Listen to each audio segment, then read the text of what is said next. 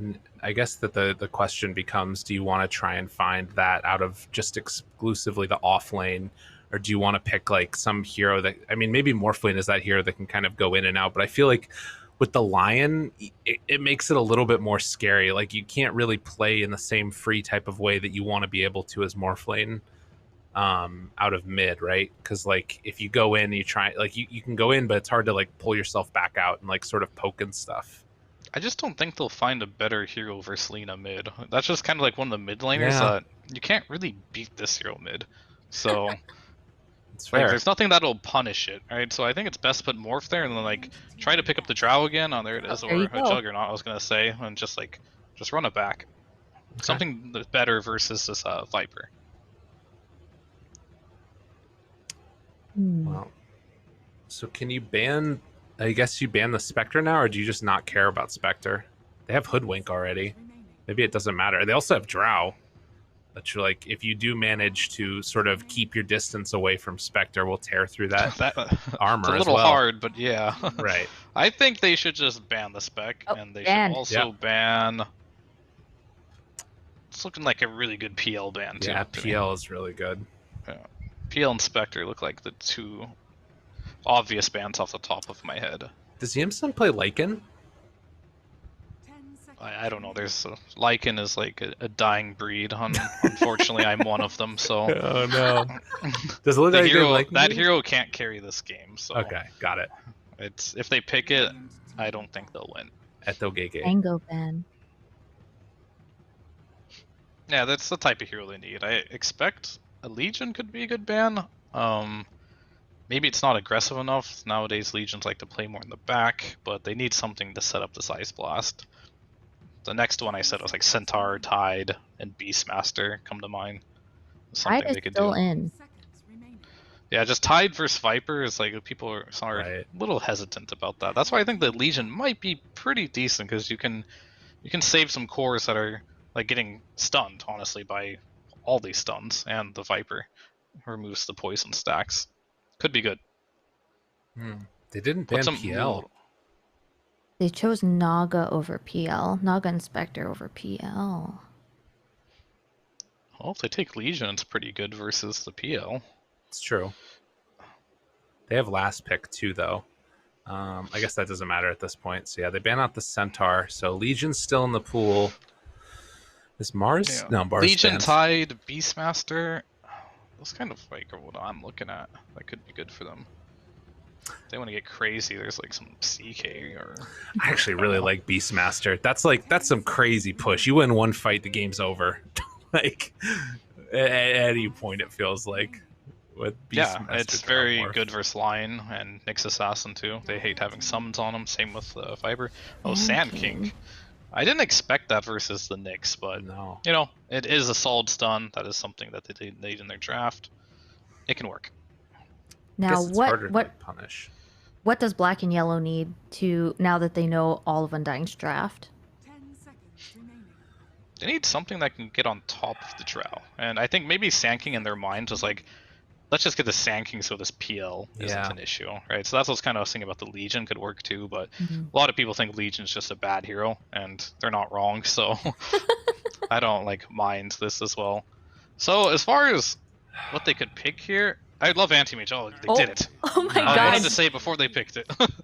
But like, first Sand King, first Morphling, so good. It can get on top of like this Drow too, but if you don't get on top of the Drow can kill Anti-Mage very quickly. But yeah, Yamsun loves his Anti-Mage too, and yeah, it looks like a really good Anti-Mage game. I mean, as a Hoodwink player, though, do you feel like that's kind of an okay matchup for Hoodwink, or is it still a little bit too scary? Because I feel like with the break, with like the non-single targeted stun that you can sort of follow up on afterwards, you have some pretty good tools to deal with them. The Anti-Mage? Yeah, that Hoodwink can be okay against it.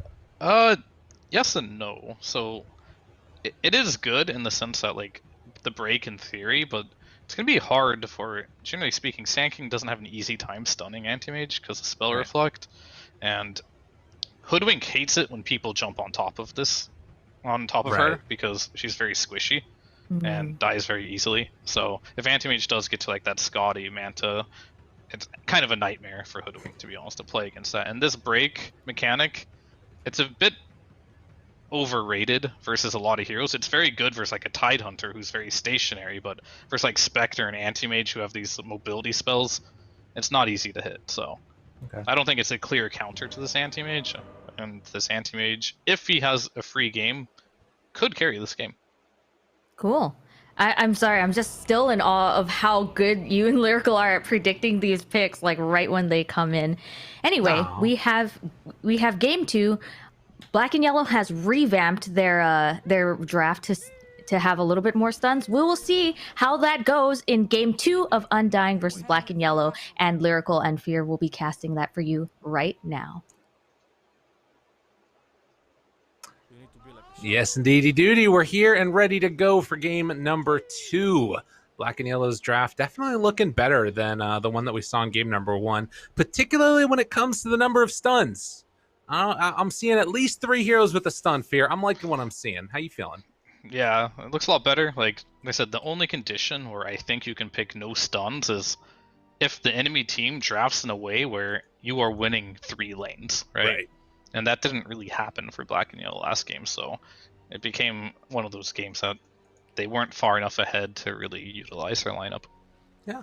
Well, and now we're going to see if, they can get, after hopefully not giving up first blood in a very tragic way where they could have gotten it themselves, maybe a better showing of it this time around. But there were still those moments. There were those openings. This is not like a complete run over that we've been seeing or expecting to see, rather. Or maybe other teams and other people were expecting to see. But Black and Yellow definitely putting on a good performance, get their ward down. They're going to trade off these runes 2 apiece.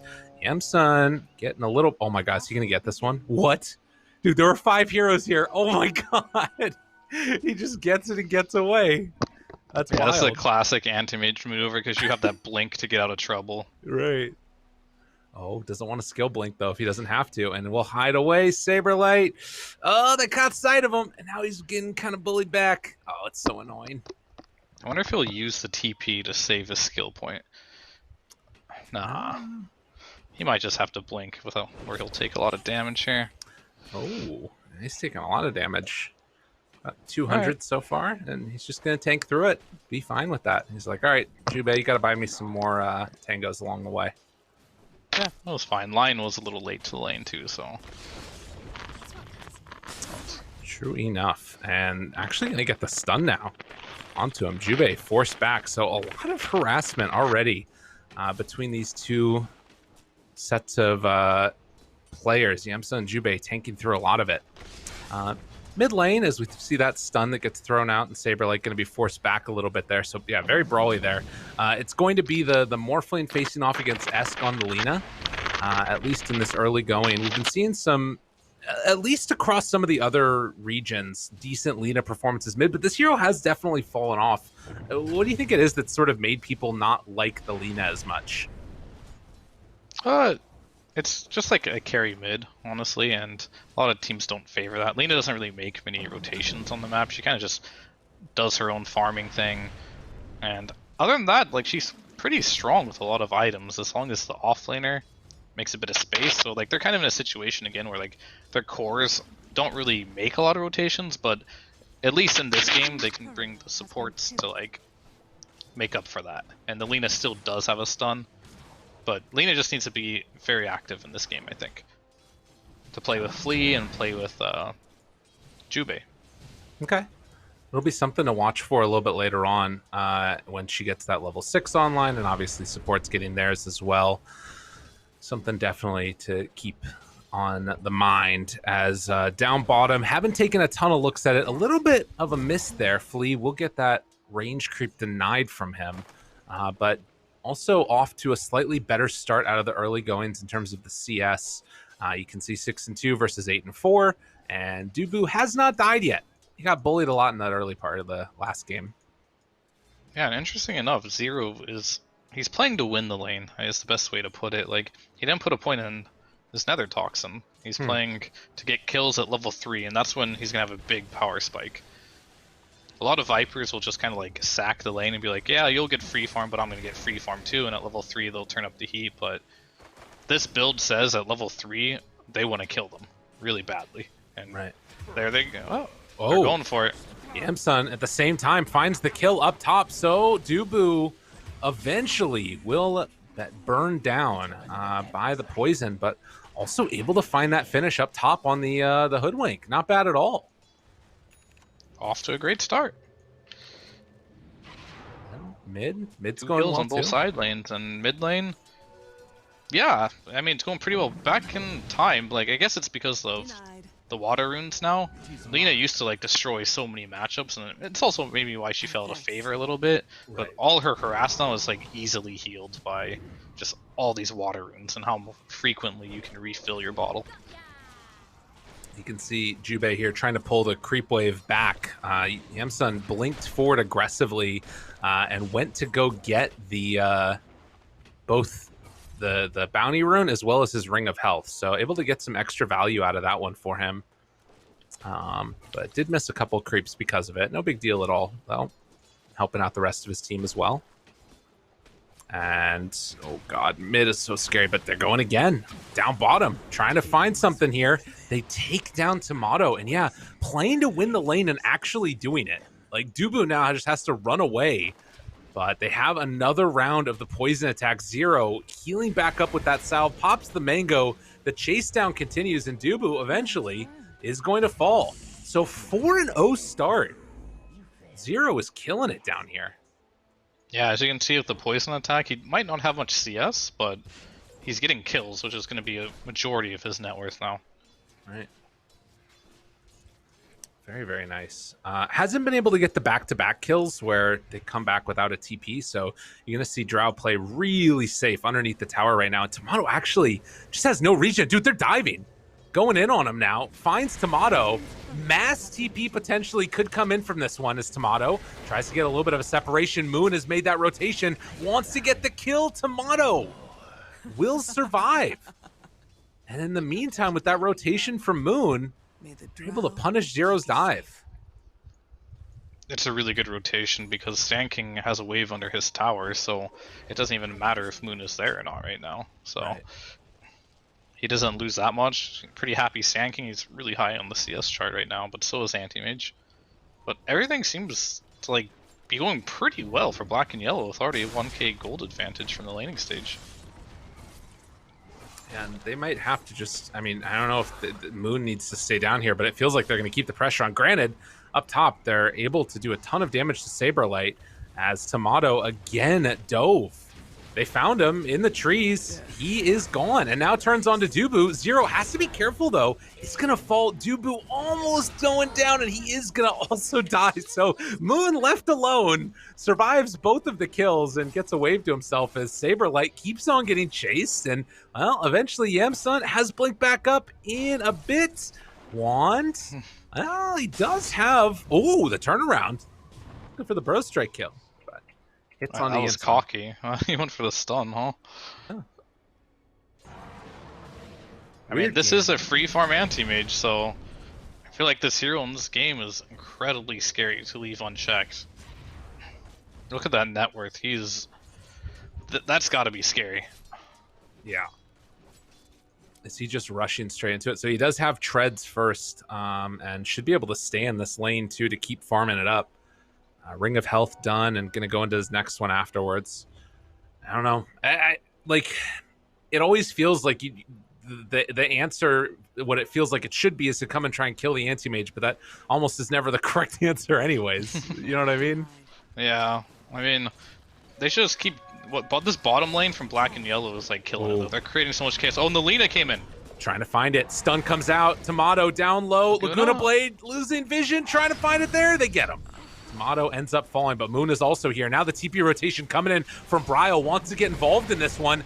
Finds the follow-up LSA stun. Moon ends up dying. Esk trying to get out of there. Oh, 18 HP ends up falling.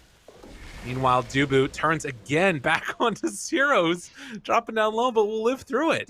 So just madness in this early going. And, well, Jubei in the meantime, he's going to rotate in towards mid, sneak a bounty rune, and get back on his merry little way.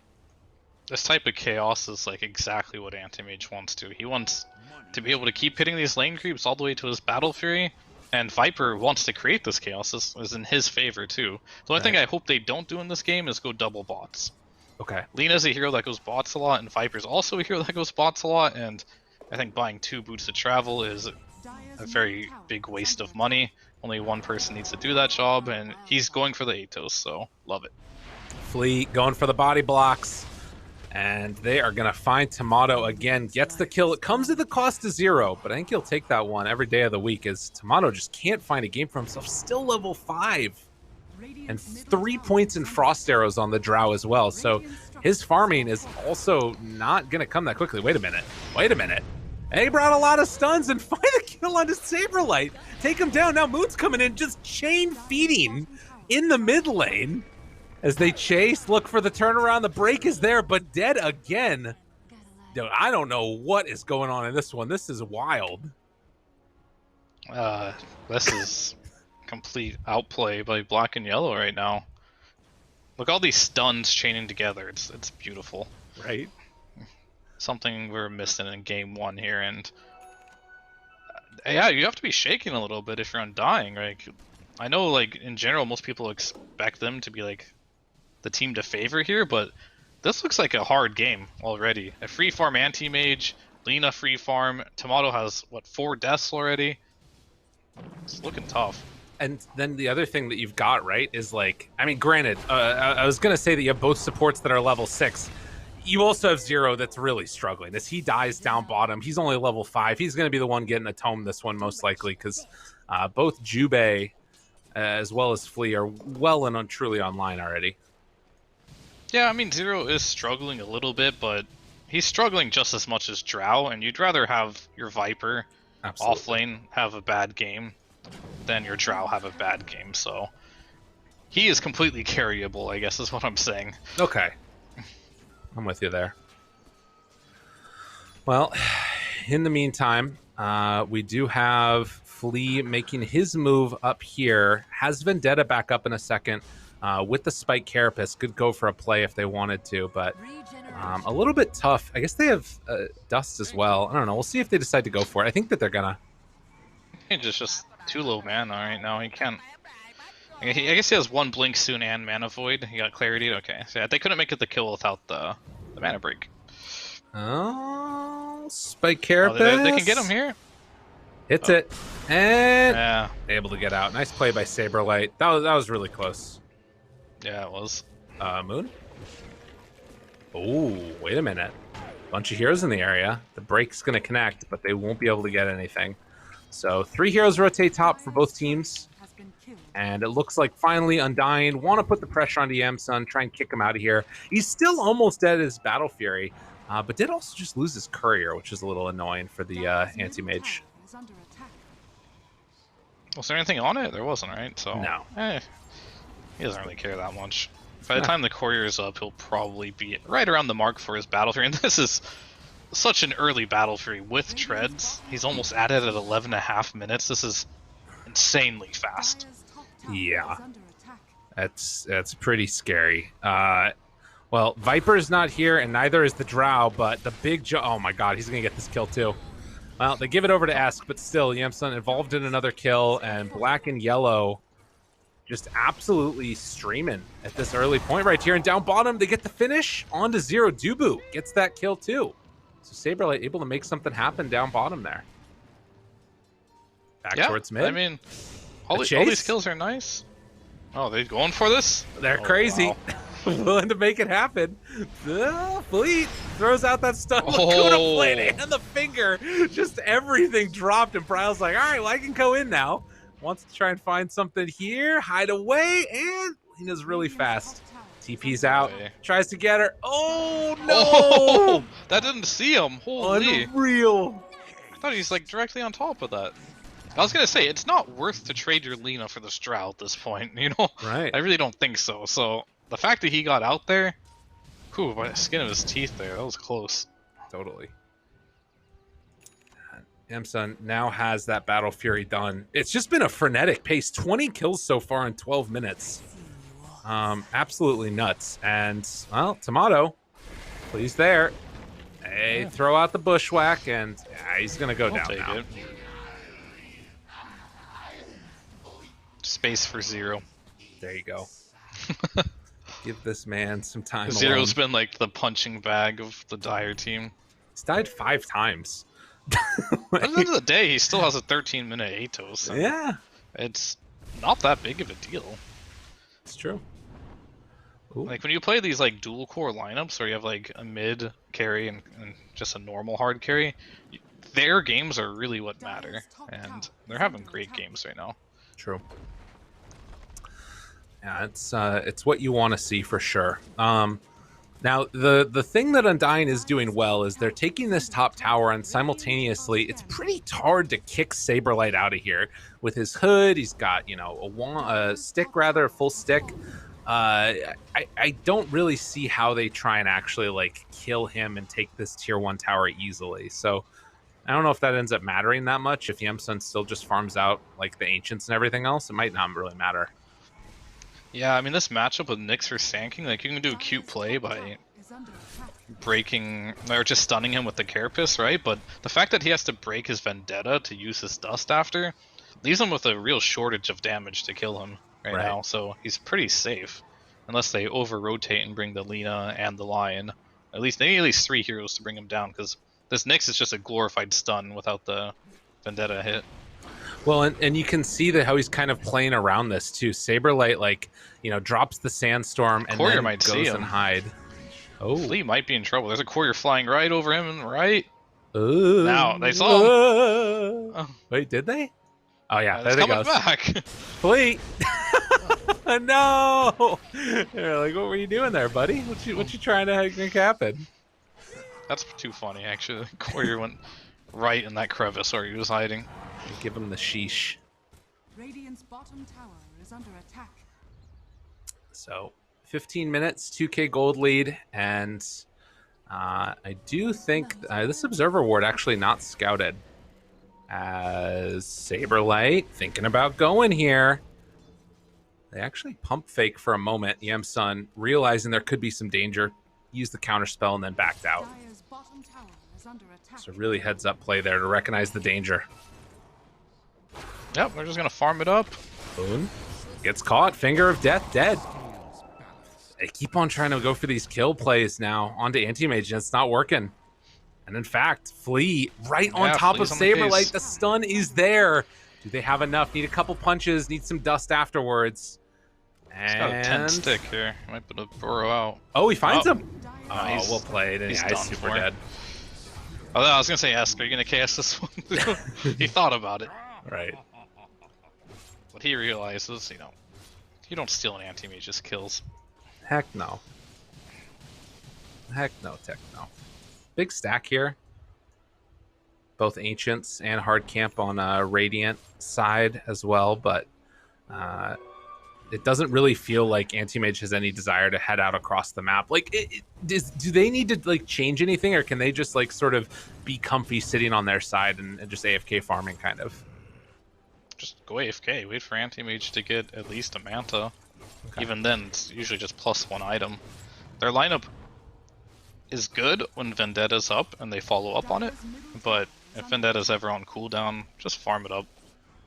Okay. Viper, honestly, this game, they're making some pretty cool adjustments that neither of them on their team, the Lina or the Viper, are being greedy. Lina's like going straight BKB and Viper's like trying to go for a pipe. So they're just building their heroes up to be strong when Undying want to fight, which might be a Roshan attempt or something. Right.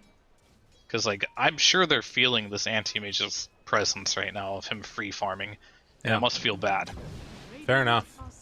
Well, and like you said, they're trying to make that move right now. It looks like Flea will break the smoke. And no dust ready. Or at least not anything placed down in time, and that will allow them to get out of there. So smoke broken, no kill gained. Bryle is queuing up this Aghanim. So this is what we've seen before with, you know, Sand King Morph. It's quite strong. Yeah, it's pretty good. They might be able to... It's really on Yamsun in a way, but once he gets it, they might be able to chain stun him. But if he ever gets the spell reflect off, it's a disaster, so... Right. We'll see what type of skills he's got with this anti-mage. Saberlight just making a beat. And meanwhile, the wraparound coming from black and yellow. Asks Dragon Slaves out mid. Who are they going to find? There are sentries down, but Flea not in Vendetta. He's just smoked up for the moment. They thinking about going on EM side? Yeah, he's just popping counterspell randomly, ready to go at a moment's notice, and they'll get the D ward, but still maintaining a really good area around the map for the AM to farm. And you can see Flea is even just dragging waves over to where I think he's going to be, maybe, or he's going to farm it up himself. That's the Flea classic. Yeah. Oh, there's the Roche attempts. They might just get this though. So this is like really good for Undying. Any chance they have to get an advantage and be able to take a tier 2 and hit buildings and kind of like in this game around like the 25-minute mark, maybe 30-minute mark, any point after that, if Anti-Mage is still going at this pace, it's going to get very hard for them. Right. Because AM can get like a Linken's or BKB at some point, and with the Spell Reflect, their lockdown is going to be quite limited. Scotty's no-brainer, but they're going to just go on mid, kill Flea. It doesn't really matter that much. It's fine, it's good. It's going to put them in some good map positioning. They can get this mid wave, and then they'll probably head up to top and get that tier 2 plus outpost if there's no contention from black and yellow. Yeah, I mean, that is at least one nice part of this. Like, it's unclear if black and yellow would have wanted to fight that since they're getting close to BKBs, on the Lina. And like you mentioned, that Hood on Viper about to be here as well. But they definitely can't without the Nyx.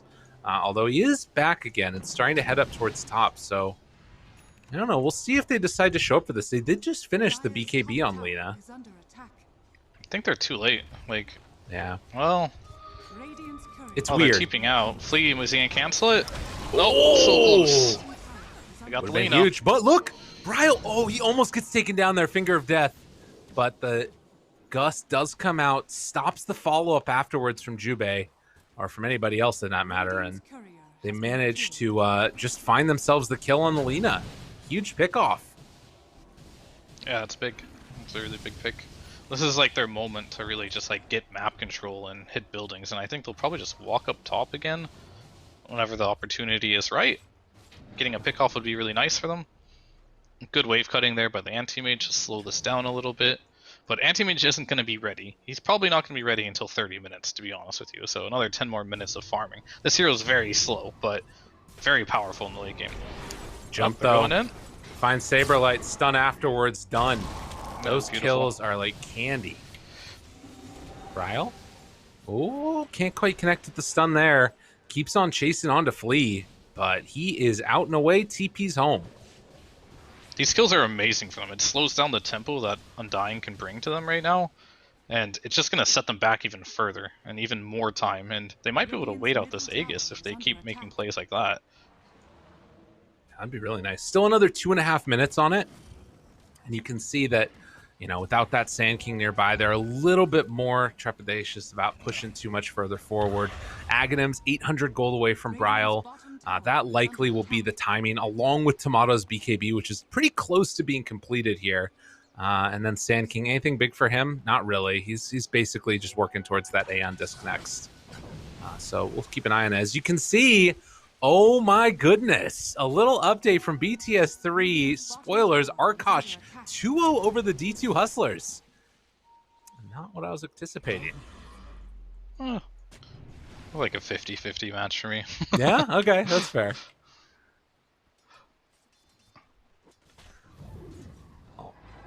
A 4,000 gold lead as we keep on watching this one through. Jubei could go for some type of a pick-off play here. Do they have dust? Yeah, they have some, as well as sentries, but a little bit too scary. And spotted Moon there for a moment. Yeah, Jubei has a dagger, and that's really nice. Like, these supports are so scary. Like, these are like my probably 2 favorite supports to like have instant lockdown in this meta. And generally you don't see them on the same team. Normally you have one or the other.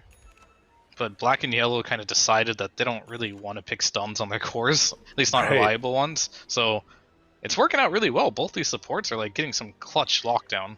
Right. That's allowing all their cores to pump out massive amounts of damage.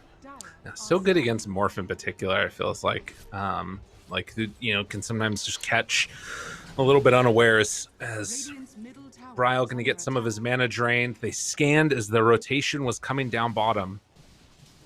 And now, you can see again, black and yellow, they dodge the gank, head out across the map themselves.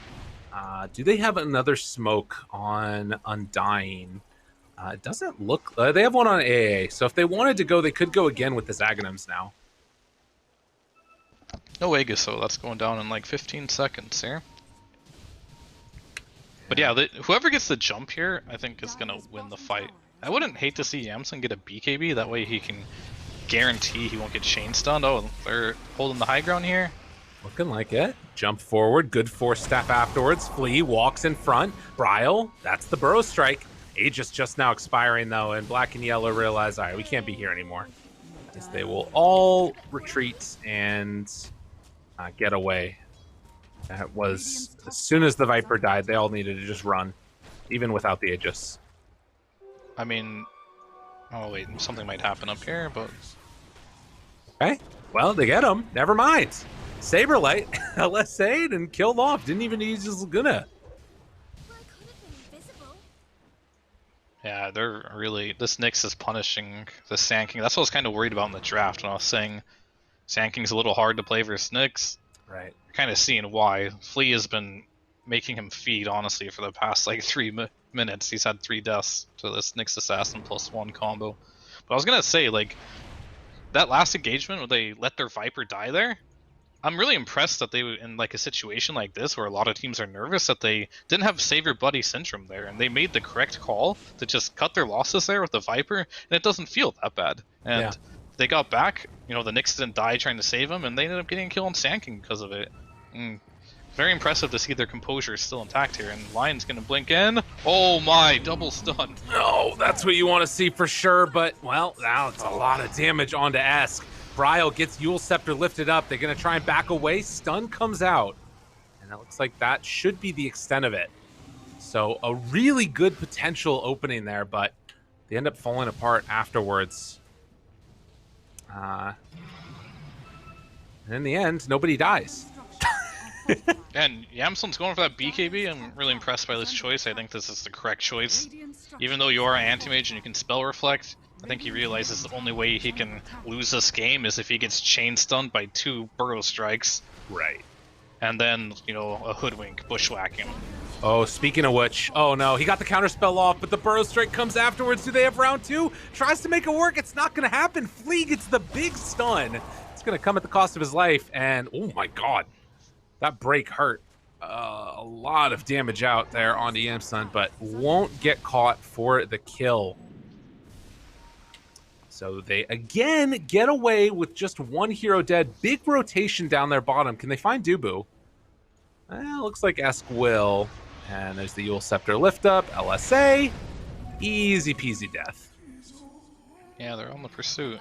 Yeah, this the sharpshooter is actually a lot of damage to anti-mage. Looks like it applies the break before the damage. It does a lot of damage, and level 25, I've actually played this matchup. If you do get there, it pierces spell immunity. Oh god. And pure damage. You almost one-shot anti-mage because he doesn't have very high HP, but that's for much later in the game if they do get there. That's fair enough. We can dream. We'll think about it. Yeah. I mean, I've been there in my pubs, and it feels nice in this matchup. But yeah, for now, this BKB is going to be the next timing for Yamsun, and it is going to make him pretty much invulnerable, except for Drow's right clicks. Will still hurt. But if he gets on top of Drow with a Scotty BKB, Drow's gonna die very quickly, so... Right. Well, and I think in that last fight, we kind of started to see some of the problems if Drow is allowed to just punch, right? This hero just melts through these heroes. There's basically no armor item on any of them, really. I don't know if, like... It doesn't feel like they're the type of heroes that want to build it either. You know what I mean? Maybe a Shiva's eventually, like any armor items in general on the Dire. Maybe like a Shiva's eventually for 0, but it's not unheard of to go AC on anti-mage when you're first like this type of lineup. I think it'd be really good to get AC after BKB. Okay. He'll need that armor because it does not go through, right? It only does base armor. Right. The Drow marksmanship. Yamsun has dust. I was gonna say is I hope he gets some dust for this Drow Shadow Blade, because I think Tomato kind of built this thinking that if Anti-Mage jumps him, he's just gonna get out of jail free, but which might be the case when Anti-Mage gets too slotted, but for now it will not save him. Oh, Bushwhack again. The break is there, but no follow-up afterwards. Good play there to drop the LSA just in case of the Sand King. Now, got to be careful about this. Yeah, he's got a BKB ready. They're very strong now. No. Very, very strong. Oh, Flea? In absolute no man's land. Gets blown up. I mean, that's just the risks he's been taking. Like, he's been breaking smokes doing that. Occasionally he gets a kill here and there, but as a result, too, puts himself at high risk to die. Those deaths aren't super bad unless they do Rosh as a result of it, then it would be super bad, which is what is happening. Oh my god. So, in that case, not a good death. Damn, dude. It's a quick Rosh respawn, and that leads right into the pit. Take it down, and I mean, they're ready to respond to this pressure bottom. Wow. What a switch up there. And now they have BKB on Morphling too, so can kind of freely go in for those Burrow Strike plays if they want to. That's a rough one. That's second Rosh. Yeah, I mean, Undying needed that. I think if this Anti-Mage ever gets his hand on an Aegis, this game is going to feel really hard. But with Aegis in their hands, I think not only can they extend the game, but they have many opportunities to not only fight, but just apply pressure to towers, if that is what they choose to do. But they're very spread right now. They're playing on 3 lanes at the moment, so I wonder if they're going to punish bot lane for this. Or if they're just going to respect. Because Drow's just shoving top right now, and they see that. Well, she actually wasn't hitting. She shadow bladed there, waiting for somebody to come in. Oh, she didn't show. Okay, yeah. Gotcha. So, good play by Tomato there not to show, realizing that they're showing on the bot lane. That type of information is like what makes or breaks like top teams and getting kills. Yeah. Did have the Aghanim Scepter that Drow ended up picking up, so it's got the frost shard, arrows and shard. So the frost arrows and the hypothermia stuff, which is pretty cool. Good this game? I mean, it's good at like farming, I guess. You can see how it kind of blows up the wave on explosion, but right. Anti-Mage doesn't really have much health regeneration. Well, reduces their reach. Yeah, it's a little weird. Ooh, wow. Again, he got out. Finding Fleet, but the jump for Brile, BKB popped in pretty deep. Oh man, that is why I need a BKB, because otherwise Brile would probably be dead at least one time with the Aegis, but feels very comfortable, and now they're just walking forward and hitting these buildings a little bit here. Wait a minute, down bottom. Burrow Strike, catch, onto Esk, Lina, done. Oh. Dropping the sheesh.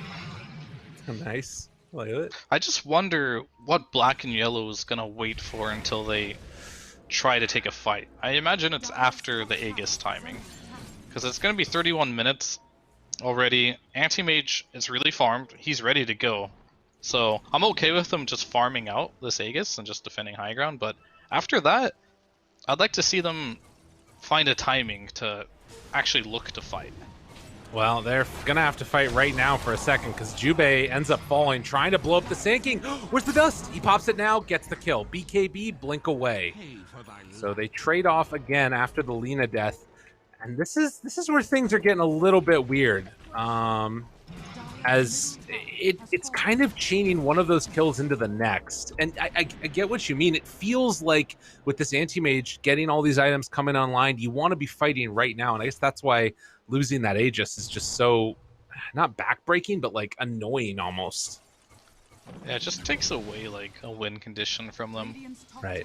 And as long as they keep getting these Aegises, Anti-Mage has no choice but to keep farming, because they're just too strong when they're grouped up right now, as long as they can't burst, you know, Brile in this situation, or Tomato. But Tomato's staying so far back with that Shadow Blade that I don't think he's going to let Yamsun jump on top of him anytime soon. Right. Well, Flea might break this. Oh, looking for it. That's the Shadow Blade initiation. Gus not going to quite connect there onto AM. And it's a haste rune on the other side for Flea, but will get brought down. But very, very good AM play by Yamsun so far. He's been doing everything he needs to in this game. 5-0-1, 483 last hits. has been able to make it all work, but do have some questions now about where he goes at this point. They just need to find the opening. Right. Do you think that might just happen through killing like Saberlight on the side lanes and then kind of snowballing that into more kills on the map? Do you think that if this game goes late enough, like Morph Drow are going to be able to outcarry him? I mean, I think Morph Drow can technically, like I said in the previous series where they had this, all it takes is one team fight win with these heroes to just end the game. So right. It's definitely possible, for sure. Anti-Mage is like the strongest hero on the map right now, but Morph Drow will become very, very powerful as long as they can't be burst. Right. And yeah, at some point I think this line's just going to go in on this Morph without an Aegis and they're just going to kill him. And that's what their game plan should be. But then you also have to worry about Tomato in the back, who's going to be trying to shred this Anti-Mage. That's why I think maybe going for an AC could be good, but he's going Abyssal, which gives him tons of solo kill potential. Oh, good force staff, but Bryle's there right on top, gets the kill onto 0. Meanwhile, over in the jungle, Dubu trying to buy a little bit of time to get to the rest of his team, flees right on top of him, throws out that stun, but gets help from his buddies, and that will keep him alive. So they take down that Viper, and now trying to play a little bit more aggressive. Even without the Aegis, they're still feeling like they want to take advantage of this timing where they've killed the Viper. Yeah, their timing might just be Yamson saying he wants his Abyssal Blade, but they're breaking the high ground here. Jump forward, Hex out, already blows up the line. Yamson turns, kills Moon. Both supports dead very quickly. BKB's now running low. Who else do they have in their sights? Looking for Flea, have that Burrow Strike, but miss. Just barely off the mark and no vision. Wait, he has a Spike Carapace there. If he does Sandstorm again, this could be a kill.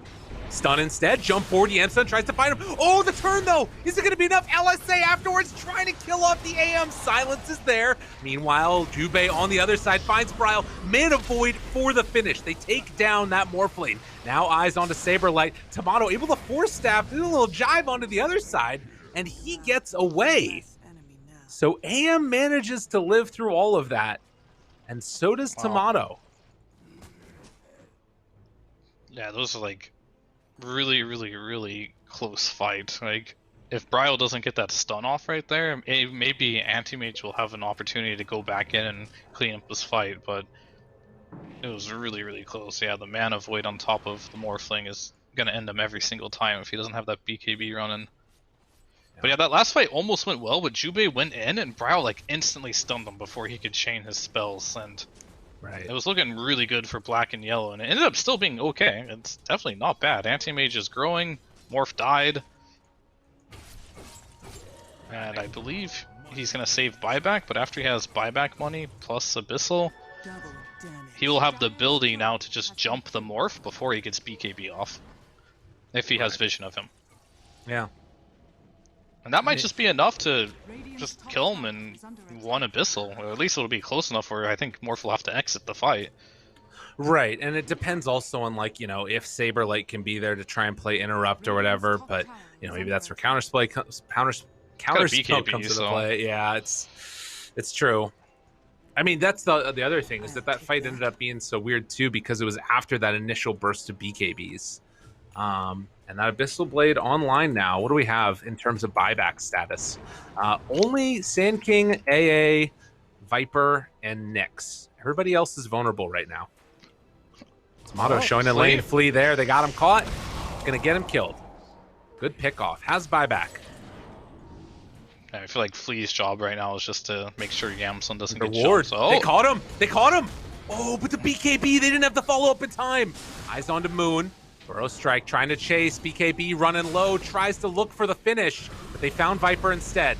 So no Anti-Mage, but they will get 0 as he falls. He also has buyback. What can they get out of this? Oh man, Yamson gonna try and do a little bit of rat-tastic play. Yeah, they can either try to trade buildings, which I don't think will work, but they're probably gonna get a Viper buyback here. Or their base is gonna go down real fast. And Yamson's hitting away here at this tier 3 tower. The glyph's still working. Bryle punching. The Lincoln's is there, and Sand King nearby, thinking about going on to Yamsun here. Forces out that counterspell. The back away, tier 3 tower taken in the mid. Saberlight showing down bottom, and, well, they just blow up Flea. That's Bryle's BKB, though. This could be an opportunity. Looking for the jump. Jubei tries to find him. Stun is there. Catches on a brow. Good force staff. Yamsun can't quite catch up, and they find the bushwhack even. Force staff looking for more. Can they get him? Oh, Dubu, he's going to be the one caught and killed. Gets all the attention in the world. And then the walk away. Roche is back up in 6 seconds. Oh, man. That's crazy. And they Looks don't like have they're still AA. hunting here. Dude, if they see this Roche, are they just going to go in and take it? I think so. Yeah, but they're by the pit right now. I know A has no buyback, but if they get a chain stun here... Looking for it, thinking about it. Bash! Oh, the roast bash with the force staff out.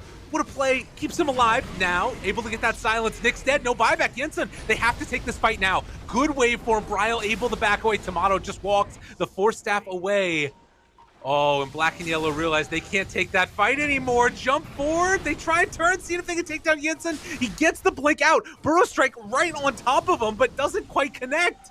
The chase continuing, trying to find him from downtown. They're just barely off the mark from catching Esk. So they manage to escape again. My God. I think that's going to result in a Roche for Undying. I mean, they're finding a hard time getting an initiation. Like, Flea is no longer initiating for the team, and he's kind of just like tanking deaths. Right. And he's really their only initiation right now, and he just only has a force staff, right? He can't make superior initiations with these items. A Blink Dagger is coming soon on him. I really want to see him finish that, because him and Lion, they need to be able to get in there first, because so far you've seen this Anthony, he tries to go in, but he doesn't know who to go on. If he goes on the Morph, the Drow hurts him. If he goes on, you know, the Drow, the Morph is like killing his team. So they need to initiate with one of their stuns immediately on one of those two heroes, and they got to get blown up by this anti-mage, and they're just having a hard time finding those openings right now. Right. And now there's another Roche on them, so it cheeses up, another Aegis. It's a lot. I didn't see who it was that Refresher. Oh, wait a minute. They got the stun. This is a nice catch for them, but I don't think they're going to turn this into a kill. And Zero, in fact, is getting chased down, and, well, they throw him on back with the Psychic Headband, and eventually will go down. Tomato Godlike, what a game he's had against this anti-mage. They got Ags on Sand King off that Roche, by the way. Okay. So now they have two super. Oh, and Yamsun tries to turn, wants to kill Saberlight. That's one death. Meanwhile, the silence out there, hanging on to that BKB. Bryle kills off Jubei. Yamsun will blink out. Flea, they catch sight of him here. He's already used his Blink Dagger. Has to be real careful about the jump, and will be able to retreat away. So, yeah, having that blink now on Flea, I feel it can change things somewhat. Yeah, they seem a lot more comfortable with him jumping in first instead of the Lion.